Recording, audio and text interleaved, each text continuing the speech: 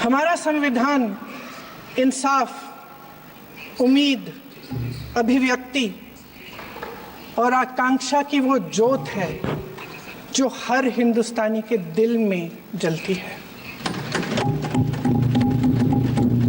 अध्यक्ष महोदय, इस ज्योत ने हर एक भारतीय को ये पहचानने की शक्ति दी कि उसे न्याय मिलने का अधिकार है, कि उसमें अपने अधिकारों के लिए आवाज उठाने की क्षमता है, कि जब वो आवाज उठाएगा तो सत्ता को उसके सामने झुकना पड़ेगा। इस संविधान ने हर एक देशवासी को ये अधिकार दिया कि वो सरकार बना भी सकता है और सरकार बदल भी सकता है।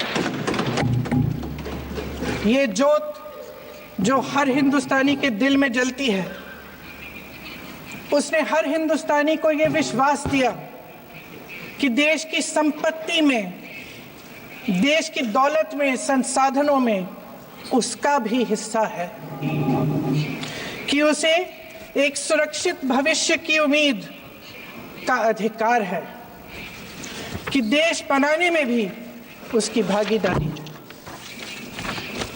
उम्मीद और आशा की ये ज्योत मैंने देश के कोने कोने में खुद देखी है।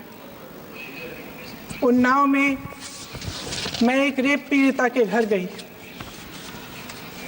उसे जलाकर मार डाला था। वो शायद 20-21 साल की होगी। हम सबके बच्चे हैं। हम सोच सकते हैं कि अगर हमारी बेटी के साथ बार बार बलात्कार हुआ और फिर जब वो अपनी लड़ाई लड़ने के लिए गई तो उसको जलाकर मार डाला गया होता तो हम पर क्या बीतती। मैं उस बच्ची के पिता से मिली। उसके खेत जलाए गए थे, उसके भाइयों को पीटा गया था, उसके पिता को बाहर से, घर के बाहर घसीट कर मारा गया था। उस पिता ने मुझे बताया कि बेटी, मुझे न्याय चाहिए। मेरी बेटी अपने एफआईआर को दर्ज करने के लिए जब जिले में गई तो उसको मना किया गया। अगले जिले में जाना पड़ा उसे। वो रोज सुबह 6 बजे उठकर तैयार होकर अकेली अपने मुकदमे को लड़ने के लिए अगले जिले में ट्रेन से जाती थी।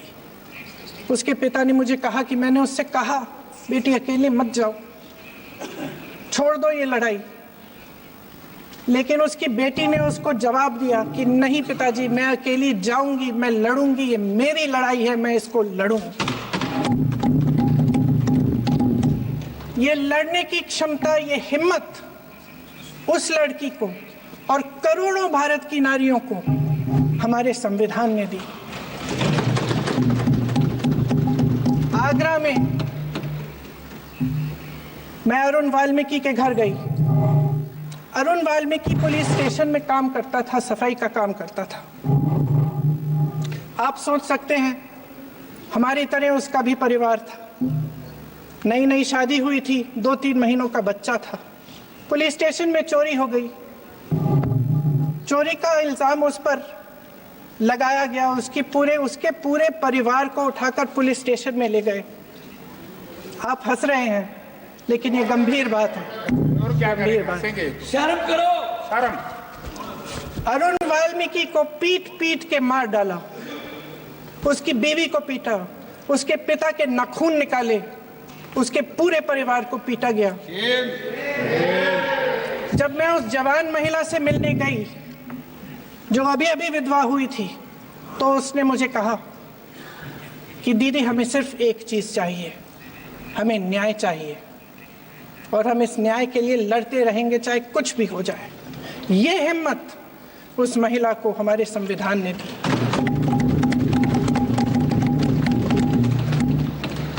संभल के कुछ लोग आए थे हमसे मिलने जो मृतकों के परिवार के सदस्य थे। उसमें 2 बच्चे थे, अदनान और उजैर। आप सुनिए, आप सुनिए। उसमें 2 बच्चे थे, अदनान और उजैर। एक बच्चा मेरे बच्चे की उम्र का है, दूसरा उससे छोटा 17 साल का है। दर्जी के बेटे थे। दर्जी का एक ही सपना था कि वो अपने बेटों को पढ़ाएगा, लिखाएगा एक बेटा डॉक्टर बनेगा, एक बेटा भी सफल होगा अपने दूसरा बेटा भी अपने जीवन में सफल होगा। उनके पिताजी हर रोज उनको स्कूल छोड़ते थे। उस दिन भी स्कूल छोड़ने के बाद अपनी दुकान में चले गए। उन्हें पता नहीं था कि विवाद हो रहा है। उन्होंने भीड़ देखी, घर आने की कोशिश की तो पुलिस ने गोली से मार डाला। वो 17 साल का बच्चा अदनान मुझसे कहता है, वो 17 साल का बच्चा अदनान मुझसे कहता है कि मैं बड़ा होकर डॉक्टर बन के दिखाऊंगा, मैं अपने पिता का सपना साकार करूंगा। ये सपना, ये आशा उसके दिल में हमारे संविधान ने डाली।